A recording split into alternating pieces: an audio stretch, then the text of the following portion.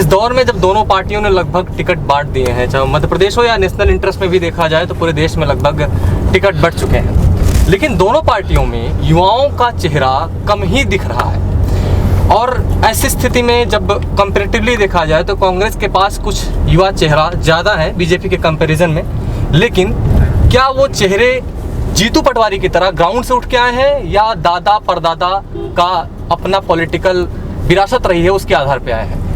मेरे साथ हैं जीतू पटवारी जो कि कैबिनेट में मंत्री हैं मध्य प्रदेश में। सर, स्वागत है आपका लोकनीति में। जी, और मैं हूं आदित्य और आप देख रहे हैं दी लोकनीति। और ये हमारा पहला इंटरव्यू ब्रॉडकास्ट हो रहा है, इसके बाद 7 कंटिन्यू आपको इंटरव्यू देने वाले हैं। मेरा पहला प्रश्न, दोनों पार्टियों ने टिकट लगभग बांट दिए हैं। सबसे पहला मेरा महिलाओं से प्रश्न है कि दोनों पार्टियों को मिला करके महिलाओं का जो रेशियो है वो 33% तो आ ही नहीं रहा है। जब आप 33% लोगों को टिकट ही नहीं दे रहे हैं तो संसद में चुन के कैसे जाएंगे? राजनीति में ये जरूर है कि हमें लोकतांत्रिक व्यवस्था के अंतर्गत कानून से भी और नीति से भी और नियत से भी हमें 33% महिलाओं को आरक्षण की बात तो एक मोटिव है, पर 50% आबादी को 50% हिस्सा मिलना चाहिए। कांग्रेस पार्टी का जहाँ तक सवाल है, हमने आरक्षण को 33% महिलाओं के खूब जोर दिया है। और सोनिया गांधी आप देखोगे, राहुल जी को देखोगे तो उन्होंने प्रेशराइज़ किया कई बार इस सरकार को भी, और अपनी सरकार में रहते हुए भी, चूँकि यूपीए की सरकार थी, कोलिशन की सरकार थी, उस समय घटक दल विरोध में था, पर कांग्रेस की नीयत सबको पता थी। जी जी। तो हमारी नीति है कि 33% आरक्षण 100% हो जी। पर चूँकि बंदिश नहीं है, कानून नहीं है, परिस्थितियाँ नहीं है, तो विनिंग पॉसिबिलिटीज़ पे वर्क किया जा रहा है। तो जो विनिंग पॉसिबिलिटीज़ पे वर्क करना अपने आप में इस बात का घोतक है कि नेचुरल है कि सबसे पहले महिलाएं उतनी ताकत से अभी समाज में इलेक्टेड पॉलिटिक्स में वर्क नहीं कर पा रही है, इस कारण उनका प्रतिशत कम है, जो चिंता का विषय है। पर हमारी नियत क्लियर है, 33% आरक्षण होना चाहिए, 100% होना चाहिए, पार्टी ने भी करना चाहिए और कानून के संबंध में आना चाहिए।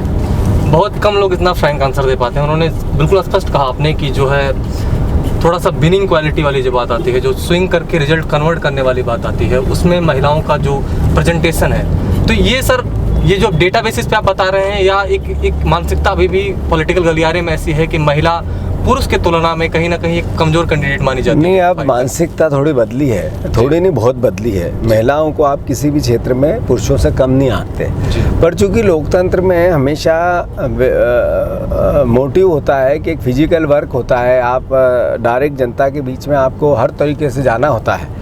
तो समाज में, पुरुष प्रधान समाज में महिलाओं को इसकी बंदिश है, इसको आप नकार नहीं सकते हो।